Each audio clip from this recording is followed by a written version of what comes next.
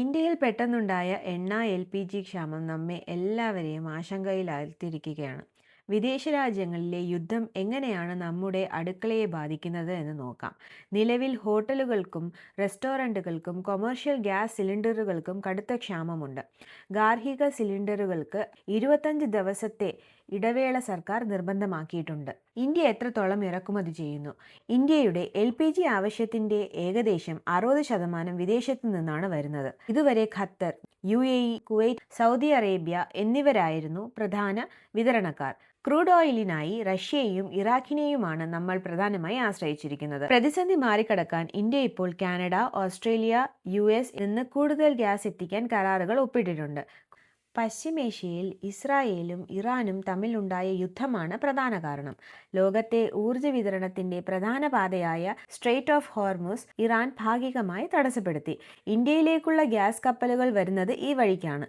Qatar ഉൾപ്പെടെയുള്ള രാജ്യങ്ങൾ യുദ്ധം മൂലം ഫോഴ്സ് മേജർ പ്രഖ്യാപിച്ചതോടുകൂടി കരാർ പ്രകാരമുള്ള ഗ്യാസ് നൽകാൻ അവർക്ക് കഴിയാതെ വന്നു. പ്രതിസന്ധി രൂക്ഷമായതോടുകൂടി 2026 മാർച്ച് 9 പുതിയ ഉത്തരവ് പുറപ്പെടുവിച്ചു. Natural gas supply regulation order 2026. ഈ ഉത്തരവ് പ്രകാരം നാച്ചുറൽ ഗ്യാസ് വിതരണം ചെയ്യുന്നതിൽ മുൻഗണനാ ക്രമം നിശ്ചയിച്ചു.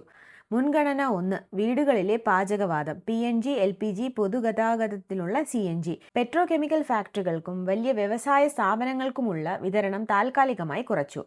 റിഫൈനറികളോട് LPG ഉത്പാദനം 25% വർദ്ധിപ്പിക്കാൻ ആവശ്യപ്പെട്ടു. അടുത്ത നീക്കങ്ങൾ എന്ത്? അന്താരാഷ്ട്ര വിപണിയിൽ വില കൂടുമ്പോഴേക്കും സാധാരണക്കാരെ ബാധിക്കാതിരിക്കാൻ പെട്രോളിയം കമ്പനികൾക്ക് സർക്കാർ നഷ്ടപരിഹാര പാക്കേജ് നൽകും. സ്ട്രെയ്റ്റ് ഓഫ് ഹോർമുസ് ഒഴിവാക്കി റഷ്യയിൽ നിന്നും മറ്റും ആഫ്രിക്കൻ തീരം വഴി ഇന്ധനം എത്തിക്കാൻ ശ്രമം തുടങ്ങിക്കഴിഞ്ഞു.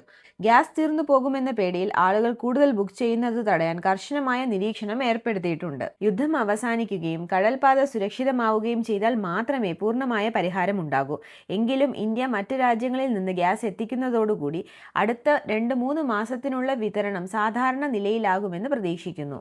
എണ്ണയെയും ഗ്യാസിനെയും അമിതമായി ആശ്രയിക്കുന്നത് കുറയ്ക്കുക എന്നതാണ് ഇന്ത്യയുടെ ലക്ഷ്യം. ഈ കുക്കിംഗ് ഇൻഡക്ഷൻ സ്റ്റൗവുകൾ ഉപയോഗിക്കുന്നത് ഗ്യാസിനേക്കാൾ ലാഭകരമാണ്.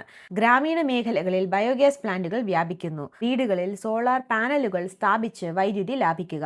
ഭാവിയുടെ ഇന്ധനം ഹൈഡ്രജൻ ഫ്യൂവൽ, എത്തനോൾ ബ്ലെൻഡിംഗ് എന്നിവയിൽ ഏറ്റവും വലിയ മാറ്റങ്ങൾ കൊണ്ടുവരും. യുദ്ധം ആർക്കും ഗുണം ചെയ്യില്ലെന്നും ചർച്ചകളിലൂടെയും നയതന്ത്രത്തിലൂടെയും പ്രശ്നങ്ങൾ പരിഹരിക്കണമെന്നാണ് ഇന്ത്യയുടെ ഉറച്ച നിലപാട്. ഗൾഫ് മേഖലയിലുള്ള ലക്ഷക്കണക്കിന് ഇന്ത്യക്കാരുടെ സുരക്ഷയാണ് ഇന്ത്യയുടെ മുൻഗണന ഇപ്പോൾ. ഇസ്രായേലുമായും ഇറാനുമായും ഇന്ത്യ നിരന്തരം ബന്ധപ്പെടുന്നുണ്ട്. നമ്മുടെ രാജ്യം ഒരു വലിയ ഊർജ്ജ മാറ്റത്തിന് തയ്യാറെടുക്കുകയാണ്. ഇത്തരം പ്രതിസന്ധികൾ നാം അതിജീവിക്കും. പരിഭ്രാന്തി ഒഴിവാക്കി സർക്കാർ തരുന്ന നിർദ്ദേശം